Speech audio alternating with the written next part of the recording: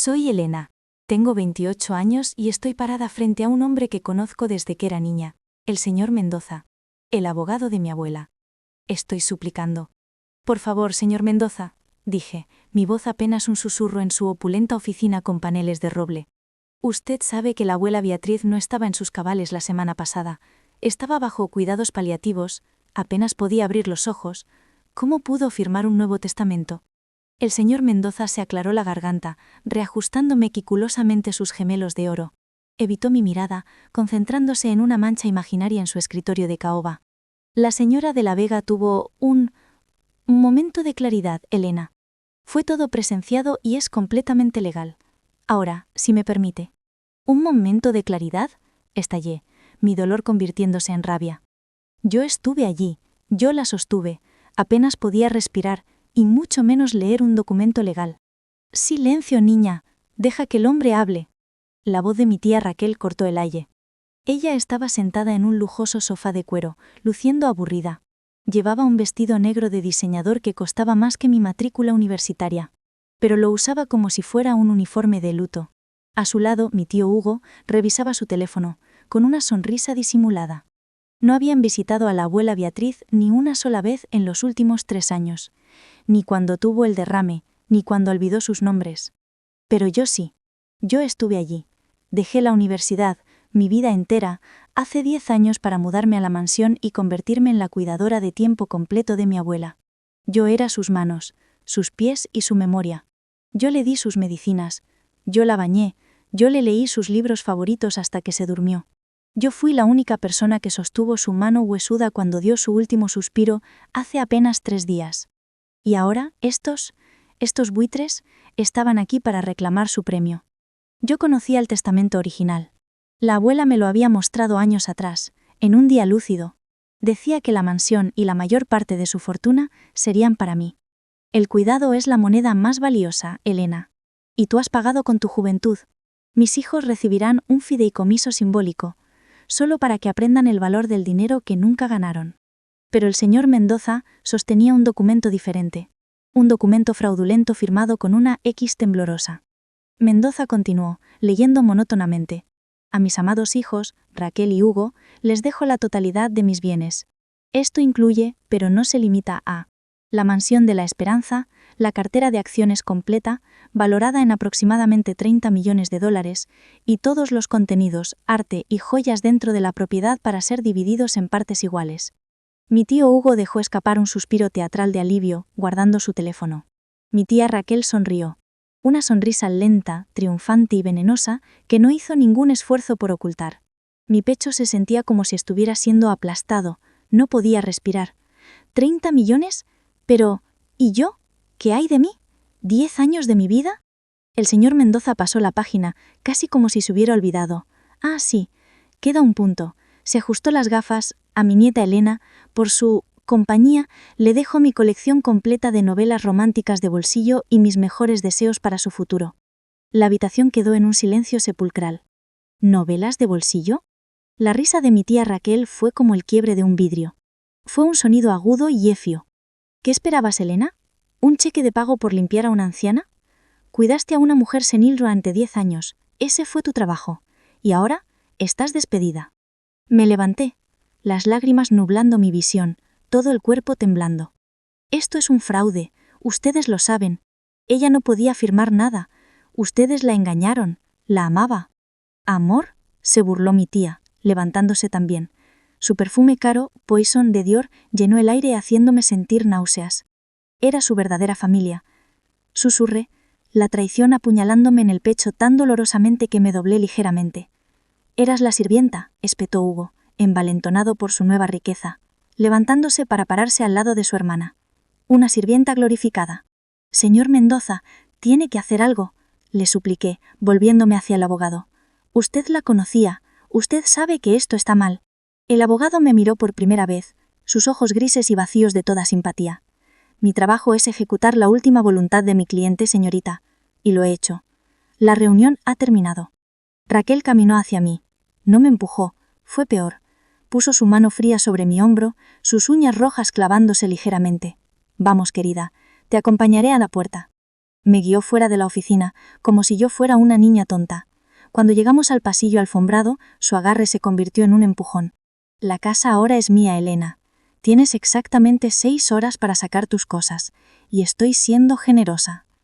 ¿6 horas? ¿Pero mis cosas? Solo lo que quepa en una maleta, dijo su voz ahora un siseo bajo y vicioso.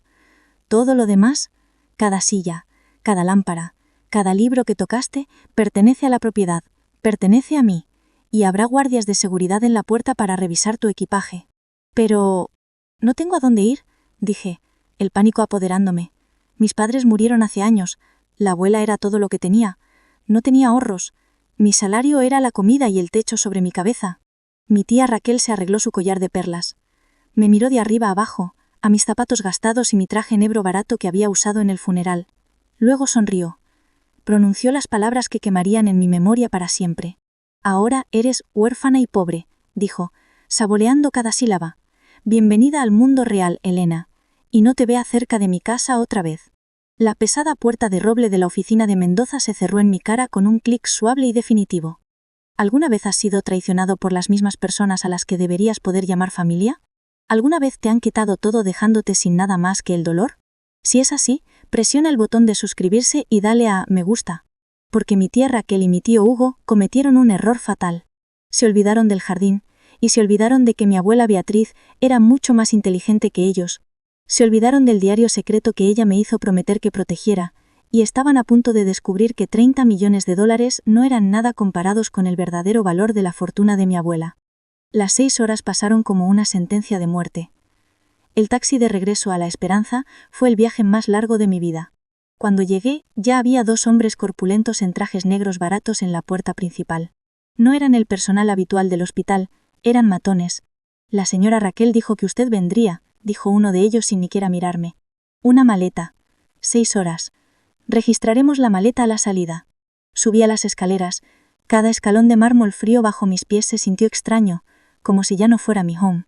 Mi habitación, el lugar donde dormía, lloraba y leía a la abuela durante 10 años, ahora se sentía como una celda de prisión. No tenía mucho que empacar, mi vida entera había consistido en cuidar a Beatriz. Mi ropa estaba gastada, mis zapatos eran prácticos. Abrí la maleta más grande que tenía y empecé a doblar mis jeans y suéteres. Cada prenda me recordaba mi vida sacrificada. Este era el suéter que usaba en las noches frías en el hospital. Estos eran los zapatos que usaba para empujar su silla de ruedas por el jardín. Escuché una risa proveniente del salón principal.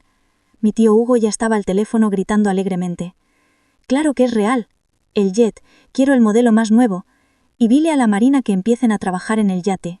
Mi tía Raquel entró en mi habitación, sin tocar. Llevaba una copa de vino tinto en la mano. Su voz arrastraba las palabras, ebria de poder. «¿Ya terminaste?», dijo manteniendo su voz firme, negándose a dejar que viera mis lágrimas. Caminó por mi habitación, mirando mis pocas posesiones con desdén. ¿De verdad vivías así? ¿Como una nonia? Patético.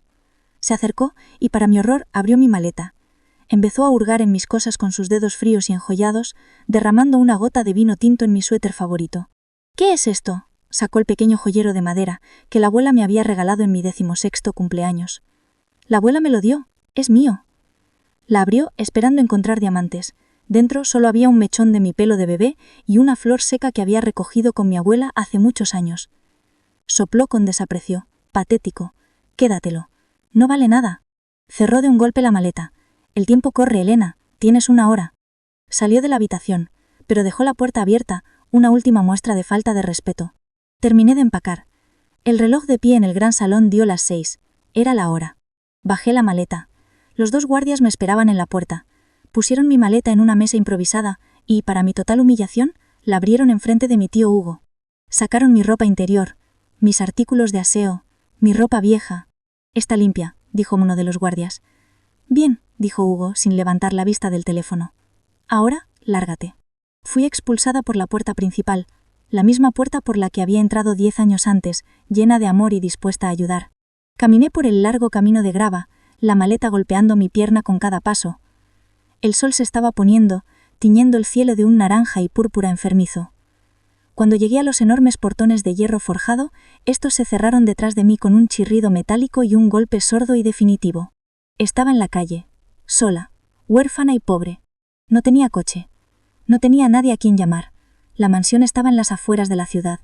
Tuve que caminar más de 1 kilómetro arrastrando mi pesada maleta hasta la parada de autobús.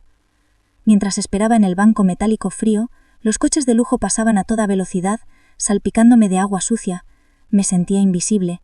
Esa noche usé la mayor parte del poco dinero que tenía en mi cuenta bancaria para pagar una semana en el motel más barato que pude encontrar, el Sueño Estrella. El nombre era una broma cruel. La habitación olía a lejía y cigarrillos rancios. El señal de neón de afuera parpadeaba en un color verde fantasmal a través de las cortinas finas, zumbando sin cesar. Me senté al borde de la cama, cuyo edredón tenía una quemadura de cigarrillo. Saqué mi teléfono. Saldo de la cuenta bancaria, $112.38. Eso era todo. 10 años de mi vida, mi juventud, mi devoción, todo se redujo a $112 y una habitación de motel de Caparza. La rabia que sentí en la oficina del abogado se había evaporado, dejando solo un vacío frío y aterrador. Mi tía tenía razón, había ganado. Yo no tenía nada. Me acurruqué en la cama, sin siquiera meterme bajo las sábanas sucias, y lloré. Lloré por mi abuela. Lloré por la crueldad de mi familia. Lloré porque, por primera vez en mi vida, estaba completamente y aterradoramente sola. Me quedé dormida con el sonido de la televisión del vecino y el zumbido del letrero de neón. Cuando desperté, todo estaba oscuro. Me tomó un momento recordar dónde estaba. El pánico me inundó de nuevo. ¿Qué iba a hacer? ¿Conseguir un trabajo de camarera? ¿Cómo podría luchar contra $30 millones y un bufete de abogados corrupto? Me senté y puse mi cabeza entre mis manos. La desesperación era un peso físico. Y entonces recordé. Como un susurro en la oscuridad, la voz de mi abuela Beatriz volvió a mí. No era su voz reciente, débil y confusa, sino su voz antigua, fuerte y clara, llena de picardía. Fue hace unos 5 años, antes de que la enfermedad se agravara. Estábamos en su lugar favorito, el jardín de rosas detrás de la casa principal. Ella me hizo tomar sus manos. «Elena, querida», me dijo, sus ojos oscuros e intensos. «Hay víboras en esta familia, ¿lo sabes? Raquel y Hugo son débiles y codiciosos. Son como su padre». «Abuela, no digas eso», le dije yo, aunque sabía que era verdad. «Escúchame», insistió. «Prométeme algo. Si alguna vez te acorralan, Elena, si alguna vez intentan quitarte todo, recuerda mi jardín. He pasado mi vida construyendo esta fortuna, y no la construí para tontos. La construí para ti. La verdad está enterrada bajo mis rosas premiadas». En ese momento pensé que era una metáfora. La verdad está enterrada bajo las rosas. Pero ahora, sentada en la oscuridad de ese motel, me di cuenta. Mi abuela no hablaba en metáforas. Ella era una mujer literal. Una oleada de adrenalina, tan potente que me hizo temblar, reemplazó el miedo. Mis tíos se quedaron con la casa, el arte, las acciones, pero se olvidaron de lo más importante. Se olvidaron del jardín. Revisé mi cartera. $112.38. Necesitaba comprar una pala y encontrar una manera de volver a entrar en esa propiedad, y tenía que hacerlo rápido, antes de que decidieran remodelar el jardín. No dormí esa noche. A las 3 de la madrugada salí del motel. El aire de la noche era frío y olía a lluvia. Caminé hasta una tienda de 24 horas. La luz fluorescente me lastimaba los ojos. Con mis últimos $112, compré un impermeable negro barato con capucha, guantes de trabajo gruesos, una linterna pequeña de buena potencia y la pala más resistente que tenían. Una pala de jardín de metal con mango de madera. Me costó casi $80. El cajero me miró con sospecha. Una mujer comprando una pala a las 3 a.m. No me importó. Con el dinero restante, tomé un taxi que me dejó a 1 kilómetro de La Esperanza. El resto del camino lo hice a pie, manteniéndome en las sombras de los grandes árboles que bordeaban la carretera. La mansión estaba oscura, silenciosa, como una bestia dormida. Sabía que tenía nuevos guardias de seguridad, los matones de mi tía. Llegar a los portones principales era inútil, pero yo conocía esa propiedad mejor que nadie. Mi abuela y yo solíamos caminar por los límites todos los días. Rodeé la propiedad hasta la parte trasera, donde el muro de piedra de 2,5 metros daba al bosque. Había una sección vieja donde crecía una hiedra espesa y nudosa como cuerdas. La había usado una docena de veces cuando era adolescente y me escapaba para ver a mis amigos. Mis manos temblaron, pero no de miedo. Era adrenalina. Guardé la linterna en el bolsillo, me puse la pala en la espalda asegurada por el cinturón del impermeable, clavé los dedos de mis zapatos baratos en la piedra y usé la hiedra como escalera. Era más difícil de lo que recordaba. Estaba resbaladiza por la humedad. A mitad de camino, una piedra se soltó y cayó al suelo con un ruido sordo. Me congelé. Mi corazón se detuvo. Escuché el ladrido distante de un perro. Tenían perros. Esperé 5 minutos completos, pegada al muro, la lluvia fría comenzando a caer. El perro no volvió a ladrar. Continué y en menos de 1 minuto estaba arriba del muro. La caída al otro lado fue de casi 2 metros y aterricé mal, rodando sobre mi hombro con un golpe sordo en la hierba húmeda. El mango de la pala me golpeó dolorosamente en la espalda. Me quedé inmóvil, escuchando. Nada. Solo el sonido de la lluvia y los grillos. La nueva seguridad de mis tíos probablemente estaba concentrada en la casa principal, bebiendo café, no patrullando los vastos terrenos en la oscuridad. Agachada, corrí por el césped que tan bien conocía, manteniéndome en las sombras de los robles gigantes, hasta que llegué al jardín de rosas formal. Estaba al oeste de la casa, bañado por la luz pálida de la luna. Cientos de rosales, perfectamente podados. Era el orgullo y la alegría de mi abuela. Mi corazón latía con fuerza, bajo mis rosas premiadas. Pero, ¿cuál? Había tantas. ¿Estaba la reina de la paz? ¿La doble deleite? Entonces la vi. En el centro exacto del jardín, había una rosa que mi abuela había cultivado ella misma. Era una variedad única, de un color lavanda pálido, que había ganado el Premio Nacional hacía 15 años. La había llamado El legado de Elena. «Abuela», susurré, sintiendo que las lágrimas volvían. Corrí hacia ella. La tierra alrededor de la base estaba compacta. Clavé la pala en el suelo. El trabajo fue brutal. Tenía miedo de hacer demasiado ruido, pero la tierra estaba húmeda por la lluvia de la tarde y cedía con facilidad. Cavé con una urgencia frenética, arrojando tierra oscura sobre los adoquines de piedra. Cavé 1 pie, 2 pies. Mis manos suaves por años de aplicar lociones a la piel de mi abuela se ampollaron y rompieron dentro de los guantes. No me importó. Después de cavar casi 1 metro de profundidad, la pala golpeó algo duro. ¡Clang! El sonido fue metálico. No era una piedra. Me arrodillé en el barro, metí las manos en el agujero y palpé. Era una caja. Una caja de metal, grande como una caja de zapatos, pero mucho más pesada. Estaba envuelta en lo que parecía ser lona alquitranada para impermeabilizarla. Con un gruñido, la saqué del agujero. Era un pequeño cofre de seguridad, del tipo resistente al fuego, y tenía una cerradura de llave. Mi corazón se hundió. Una llave. ¿Dónde? Revolví mi bolsa, buscando... ¿qué? No lo sabía. Saqué el pequeño joyero de madera que mi tía Raquel había despreciado, el que la abuela me había dado. Lo abrí. El mechón de cabello, la flor seca, y, pegada con cinta adhesiva al fondo de terciopelo, había una pequeña llave de bronce. Con dedos temblorosos la inserté en la cerradura del cofre. Encajaba perfectamente. Giré la llave. La cerradura se abrió con un clic satisfactorio. Encendí la linterna y apunté el haz de luz hacia el interior. No había oro. No había joyas deslumbrantes. Solo documentos, perfectamente sellados en bolsas de plástico al vacío. Saqué el primer paquete. Era un diario, de cuero grueso con las iniciales de mi abuela, BV, grabadas en oro. Lo abrí. Su caligrafía fuerte y precisa.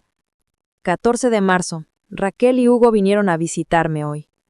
No me habían llamado en 6 meses. Se quedaron 2 horas y preguntaron 3 veces sobre mi testamento. Creen que soy una vieja tonta. Puede que sea vieja, pero no soy tonta. Vieron la copia que dejé sobre el escritorio. Los 30 millones. Dejemos que piensen que eso es todo lo que hay. Las víboras están felices. Se han ido a celebrar. Pasé las páginas, mi pulso acelerado. El diario detalló cada llamada telefónica codiciosa, cada visita fingida. Detalló su plan de años para fingir senilidad y poner a prueba su lealtad. Una prueba que ellos fallaron estrepitosamente. Y entonces el segundo paquete. Era un envoltorio grueso de vitela. En el frente, en su elegante caligrafía, estaba escrito: El verdadero testamento. Estaba fechado hace 6 años, notariado por un bufete de abogados de la capital, Rivas y Asociados, no por el corrupto señor Mendoza. Lo abrí. Mi visión se nubló. A mis hijos, Raquel y Hugo, les dejo $500 a cada uno, el precio exacto de la lealtad que me mostraron. A mi nieta Elena de la Vega, por sus 10 años de amor incondicional, sacrificio y devoción, le dejo todo, la totalidad de mi patrimonio, la mansión, los terrenos y la portafolio de inversiones que he construido. Pero eso no era todo. Debajo del testamento había un tercer paquete, el más grueso.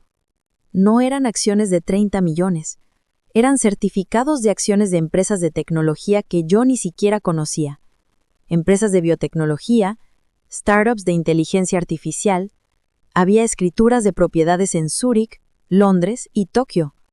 Detalles de cuentas bancarias numeradas en Suiza. Mi abuela no valía 30 millones. Ese era su dinero visible, el dinero que mis tíos vieron. La fortuna real, la que ella había construido en secreto durante 50 años, estaba más cerca de los $500 millones.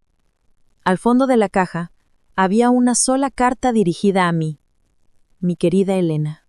Si estás leyendo esto, significa que las víboras han mordido. Y significa que me he ido. No llores por mí. Y no llores por ti. Te he dado el mayor regalo de todos, la oportunidad de ver la verdadera cara de la gente. Raquel y Hugo pueden quedarse con la casa por un tiempo. Pueden jugar con sus 30 millones. Es dinero falso, atado a deudas que Mendoza, que también está en mi nómina, se asegurará de que activen. El verdadero legado está en tus manos. Este dinero no es para vengarse, Elena, es para construir. Pero antes de que puedas construir, debes limpiar la casa. El diario es tu espada, el testamento es tu escudo, y esta fortuna es tu ejército. Sé más inteligente que ellos. No actúes con ira, actúa con propósito. Recupera lo que es tuyo. Te quiero siempre. Abuela Beatriz. Cerré la caja. La rabia que sentía en la oficina, la desesperación que sentía en el motel, todo se había ido. En su lugar, había una calma fría y absoluta. Enterré la caja vacía, volví a colocar la tierra y el rosal legado de Elena con cuidado. Regué la tierra. Salí de la propiedad de la misma manera que entré, por el muro de yerda, justo cuando el cielo comenzaba a ponerse gris. Caminé de regreso al motel, con la bolsa de lona metal pesada en la bolsa. Mi tía Raquel me había llamado huérfana y pobre. Tenía razón sobre lo de huérfana, pero estaba a punto de descubrir cuán equivocada estaba sobre lo de pobre. La partida acababa de comenzar. El primer lugar al que fui no fue a un hotel de 5 estrellas, fue a una biblioteca pública. Me senté en un cubículo polvoriento, abrí el cofre de metal sobre la mesa y pasé las siguientes 72 horas leyendo. No solo el diario y el testamento, sino los informes de las cuentas, los análisis de acciones, las escrituras de las propiedades. Mi abuela no me había dejado solo dinero, me había dejado una educación. Era un imperio complejo, global y brillante. Cuando terminé, supe 2 cosas. Primero, Yo era una de las mujeres más ricas del país. Segundo, mis tíos estaban a punto de declararse en bancarrota. La carta de mi abuela era la clave. Los 30 millones que el señor Mendoza les dio no eran un regalo, eran un cebo envenenado. Según los documentos, ese portafolio estaba apalancado al máximo. Estaba vinculado a préstamos masivos que ella había garantizado. En el momento en que mis tíos liquidaran esos bonos, como mi tío Hugo estaba gritando por teléfono, activarían cláusulas de pago inmediato que superaban con creces el valor de las acciones. El corrupto señor Mendoza no estaba trabajando para mis tíos, estaba trabajando para mi abuela todo el tiempo. Su trabajo era entregarles el testamento falso y dejar que se ahorcaran con su propia codicia. Mi primer movimiento fue discreto. Tomé un autobús a la capital, una ciudad a 6 horas de distancia. Me presenté, todavía con mi ropa barata y manchada de barro del motel, en el bufete de abogados Rivas y Asociados, la firma que había notariado el verdadero testamento. No me reuní con un asociado. El socio principal, un hombre mayor llamado don Alejandro Rivas, un viejo amigo de mi abuela, me estaba esperando. Me había estado esperando durante años. «Señorita de la Vega», dijo, levantándose de su enorme escritorio de caoba y tomándome las manos. Sus ojos eran amables, pero astutos. Su abuela Beatriz me dijo que este día llegaría. Dijo que usted tendría sus ojos y su coraje. Durante la siguiente semana, el mundo cambió. Con la ayuda de don Alejandro, contactamos a los bancos suizos. Con la llave del cofre y una contraseña que estaba en el diario, Legado de Elena, 1955, el imperio multimillonario se transfirió a mi control. Salí de la oficina de don Alejandro ese viernes por la tarde, no como una huérfana pobre, sino como la presidenta de un holding internacional. Mi primer instinto fue marchar hacia la mansión y echarlos. «No», me aconsejó don Alejandro, haciendo eco de la carta de mi abuela. «No actúes con ira, actúa con propósito. La trampa está puesta, Elena. Deja que ellos mismos la activen. La paciencia es el arma más afilada». Así que esperé, y mientras esperaba, me transformé. Me mudé a un apartamento de lujo en la capital bajo un nombre falso, usando mi segundo nombre. Contraté tutores, aprendía sobre finanzas globales, derecho internacional y gestión de patrimonio. Leí todos los libros que mi abuela tenía en su biblioteca de inversiones. Durante 6 meses, desaparecí. Para el mundo y para mi antigua familia, Elena simplemente se había desvanecido, probablemente viviendo en la pobreza en algún lugar. Mientras tanto, recibía informes semanales de un investigador privado que había contratado. Mis tíos estaban volviendo locos con el dinero. Tal como mi abuela predijo, liquidaron toda la cartera de 30 millones de inmediato. Mi tía Raquel compró 3 carros deportivos, un Ferrari, un Lamborghini amarillo y un Bentley, un guardarropa de alta costura que llenó 5 habitaciones y estaba en medio de una renovación minimalista de la mansión que costó 2 millones. Mi tío Hugo compró un yate de 20 metros, un equipo de polo, aunque no sabía montar a caballo, y estaba perdiendo cientos de miles de dólares cada noche en mesas de póker de altas apuestas en Mónaco. Eran predecibles, eran débiles. Y entonces, 3 días después de que se gastaran el último millón, sucedió. Los bancos, alertados por la liquidación que activó las cláusulas de deuda, llamaron los préstamos. De repente, Raquel y Hugo no tenían 30 millones, tenían una deuda de 45 millones. El pánico se instaló. Trataron de vender las acciones, pero ya las habían vendido. Intentaron usar la mansión como garantía, pero el señor Mendoza, siguiendo las últimas instrucciones de mi abuela Beatriz, les informó que la mansión estaba protegida por un fideicomiso histórico y no podía usarse como garantía. Estaban atrapados. 30 millones se habían convertido en cenizas. Recibí el informe de mi investigador hace 2 días. Desesperados por conseguir dinero en efectivo para pagar a los acreedores que ahora los demandaban, estaban haciendo lo impensable. Estaban organizando una subasta. No de la mansión en sí, no podían, sino de todo su contenido, el arte, las antigüedades, los muebles. La historia de mi familia. El mismo reloj de pared que había marcado mi sentencia de muerte. El catálogo de la subasta estaba en línea, brillante y vulgar. La venta de la finca de La Vega. Una oportunidad única en la vida. Se llevaría a cabo en el gran salón de la mansión, en 3 días. Se lo mostré a don Alejandro. Él asintió lentamente, una sonrisa sombría en su rostro. Y ahí está. Se han comido el cebo, el anzuelo y el cervel. Es hora de limpiar la casa, dije yo. Me levanté y fui a mi nuevo armario. Dejé los trajes de negocios que estaba usando. En su lugar, elegí un vestido negro simple, pero impecablemente confeccionado, el mismo estilo que mi abuela solía usar. Llamamos al jefe de policía local, un hombre que, según el diario de mi abuela Beatriz, ella había patrocinado personalmente en la academia. Llamamos al notario del estado y llamamos al banco que ahora poseía la deuda de mis tíos. Mi tía Raquel quería un evento público. Quería mostrar su nueva riqueza subastando el pasado. Estaba a punto de conseguir el evento público más grande de su vida. El Gran Salón de la Esperanza estaba abarrotado. Nunca lo había visto tan lleno, ni siquiera en las famosas fiestas de Navidad de mi abuela. Pero esta multitud era diferente.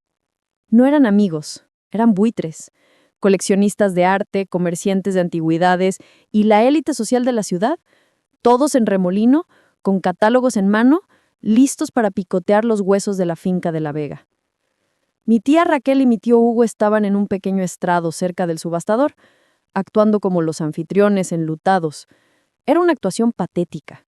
Mi tía, con un vestido negro demasiado ajustado y demasiadas joyas, forzaba una sonrisa para los invitados, mientras mi tío Hugo no paraba de secarse el sudor de la frente, sus ojos moviéndose con pánico hacia la puerta principal, esperando a más postores. Estaban desesperados. Necesitaban que cada centavo en esa habitación se convirtiera en caja. Yo entré por la puerta de la cocina, sin que me dieran cuenta.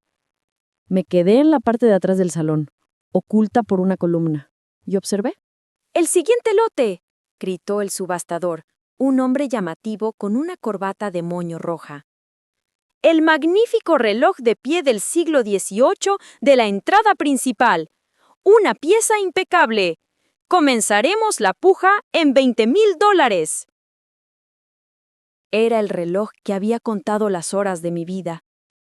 El reloj que había marcado mi sentencia de muerte 6 meses atrás. ¡25,000! Gritó alguien. ¡30! ¡35! Mi tía Raquel apretó el brazo de mi tío Hugo, su rostro brillando de alivio. El dinero estaba llegando. $50,000. ¿Alguien da 55? $50,000 a la una. $50,000 a las 2. Detengan esta subasta. Mi voz no fue un grito, fue una orden, clara, tranquila y amplificada por el silencio repentino que cayó en el salón. Salí de detrás de la columna.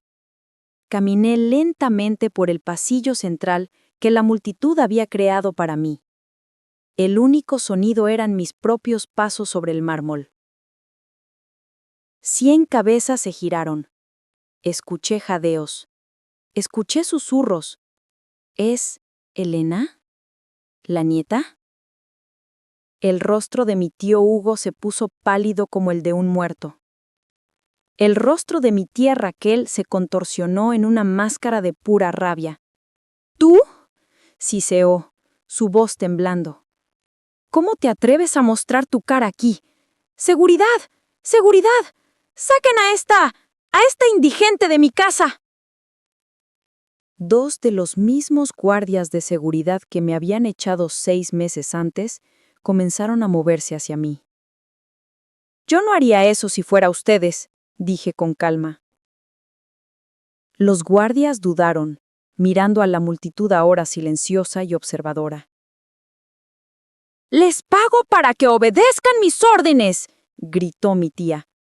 «¡Échenla!». «Sus órdenes ya no significan nada aquí, tía», dije yo. Caminé directamente hacia el estrado. Ella levantó la mano para abofetearme.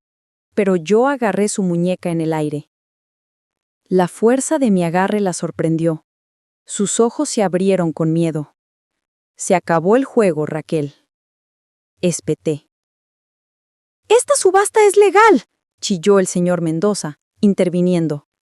«Tengo un testamento firmado. No tienes derecho de estar aquí». «Tiene toda la razón, señor Mendoza», dijo una voz profunda detrás de mí. Las grandes puertas principales del salón se abrieron de golpe. Don Alejandro Rivas entró, flanqueado por dos de sus socios más intimidantes.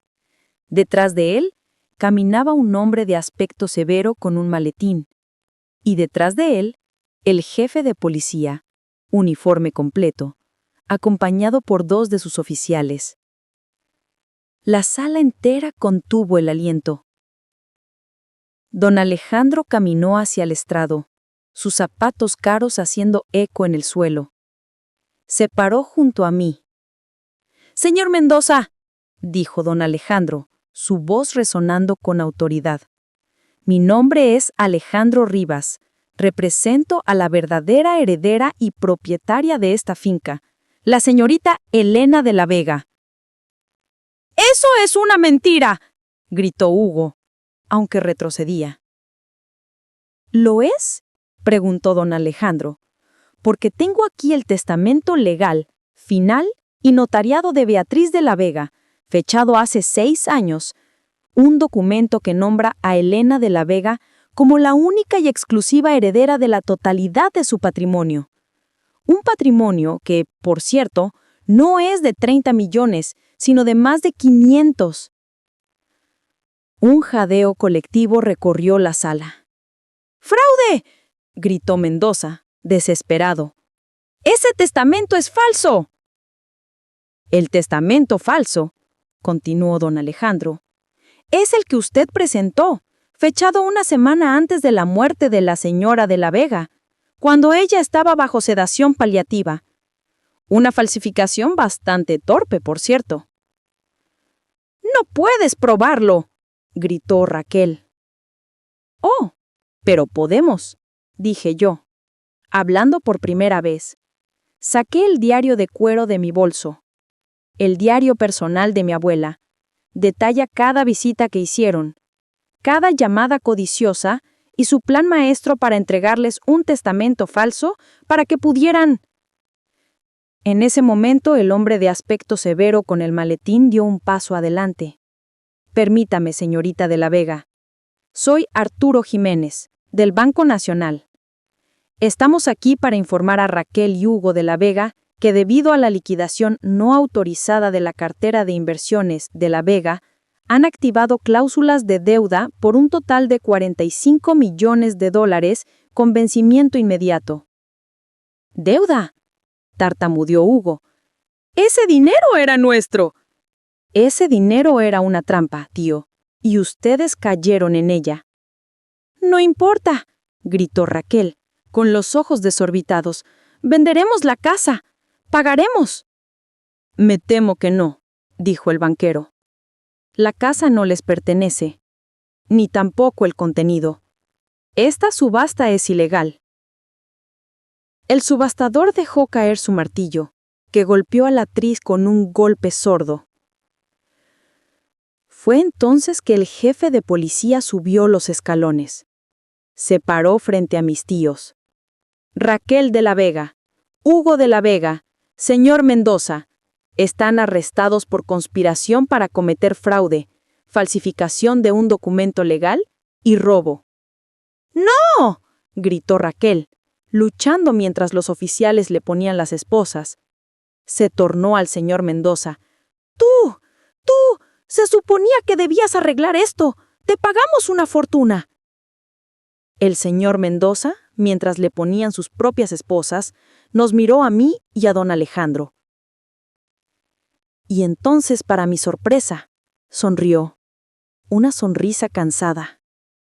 «Mi clienta, Beatriz de la Vega», dijo Morales en voz baja, «me pagó 2 veces para ejecutar sus verdaderas últimas instrucciones.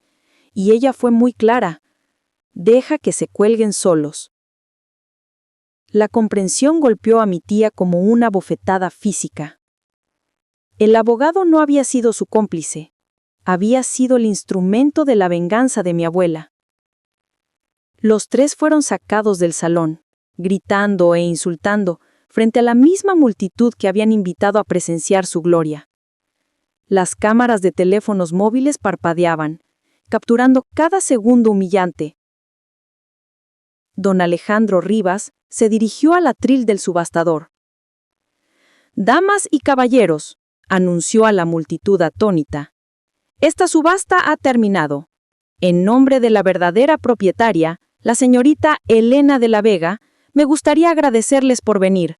La casa está cerrada. Por favor, retírense». La gente salió en un silencio aturdido, tropezando unos con otros para salir. En menos de 5 minutos, el salón estaba vacío. Solo quedábamos yo, don Alejandro y el personal de seguridad. El mío, esta vez. El silencio era profundo. Caminé hacia el reloj de pie. Pasé mis dedos por la madera tallada. El tic-tac era fuerte, constante. «Ella era una mujer brillante, tu abuela», dijo don Alejandro en voz baja desde el otro lado de la sala.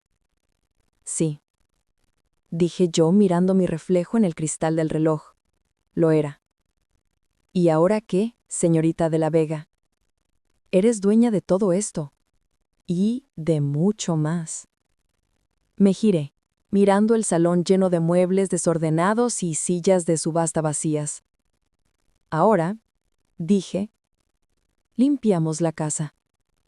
La limpieza de la casa llevó semanas. No fue una limpieza de polvo. Fue un exorcismo. Lo primero que hice fue despedir a todo el personal que mis tíos habían contratado y recontratar a la antigua ama de llaves y al jardinero. Las 2 personas que habían sido leales a mi abuela hasta el final y que mis tíos habían despedido cruelmente. El diario de mi abuela fue la prueba clave. Un registro meticuloso de su conspiración. Ante la evidencia, y abandonados por el señor Mendoza, que se convirtió en testigo del Estado para salvarse a sí mismo, no tuvieron más remedio que declararse culpables. No hubo una gran batalla judicial. Fueron sentenciados a 5 años de prisión cada uno por fraude y falsificación. Pero la verdadera sentencia fue financiera. El banco, por supuesto, no pudo tocar la fortuna real de mi abuela, pero sí se apoderó de cada centavo que mis tíos habían intentado robar. El yate, los coches, las joyas, todo fue embargado para pagar la deuda de $45 millones que habían activado. Salieron de prisión 5 años después, en quiebra y deshonrados. Perdieron su estatus social. Sus nombres se convirtieron en una advertencia en los círculos de élite. La última vez que supe de ellos, mi tío Hugo trabajaba como vendedor de coches de segunda mano. Y mi tía Raquel vivía en un pequeño apartamento vendiendo sus viejos bolsos de diseñador en línea para pagar el alquiler. Me habían llamado huérfana y pobre. Ahora ellos lo eran todo menos huérfanos. En cuanto a mí, pasé el primer año sumergiéndome en el imperio que mi abuela me había dejado. Sus inversiones no eran solo sobre ganar dinero, eran sobre construir el futuro. Había financiado investigaciones médicas, startups de energía limpia y becas educativas. Aprendí que mi abuela no era solo una inversora astuta, era una filántropa visionaria que operaba desde las sombras. No vendí su imperio, lo hice crecer. Bajo mi dirección, el holding de La Vega se duplicó en valor en los siguientes 5 años. Abrí la Fundación Beatriz de la Vega, dedicada a apoyar la educación de jóvenes en situaciones vulnerables, especialmente mujeres jóvenes que habían sido descartadas por sus familias. No me convertí en una reclusa, pero tampoco me convertí en una figura de la alta sociedad. Usé mi poder con propósito, tal como mi abuela me había enseñado en su carta. La mansión La Esperanza ya no es una casa privada. La convertí en la sede de la fundación. El gran salón, donde casi subastaron mi historia, es ahora un centro de conferencias donde jóvenes becarios presentan sus ideas. El Jardín de Rosas es un espacio público y el rosal, legado de Elena, está protegido por una pequeña placa de bronce. Y el diario de mi abuela, el que ella enterró, ahora descansa en un estuche de cristal en mi oficina, la antigua biblioteca de la mansión. Lo leo a menudo. Es un recordatorio de que la verdadera fuerza no proviene del dinero, sino de la paciencia, la inteligencia y el coraje de ver la verdad cuando todos los demás están ciegos. A veces pienso en mi tía Raquel llamándome sirvienta y pobre. Ella vio a una chica débil a la que podía pisotear. Lo que no vio fue a la mujer que mi abuela había pasado toda su vida entrenando. Mi abuela me preparó para la traición de mi familia. Y al hacerlo, me dio las herramientas no solo para recuperar mi hogar, sino para construir un legado que las víboras nunca podrían tocar. Si alguna vez te han dicho que no vales nada, si te han descartado y subestimado, recuerda mi historia. No importa qué tan oscuro se ponga, o qué tan pobre te sientas. Puede que estés sentado sobre un jardín secreto esperando el momento adecuado para acabar. Si esta historia te ha inspirado, presiona me gusta y asegúrate de suscribirte. La mejor venganza no es destruir a tus enemigos. Es construir un futuro tan brillante que ellos se queden para siempre en la sombra.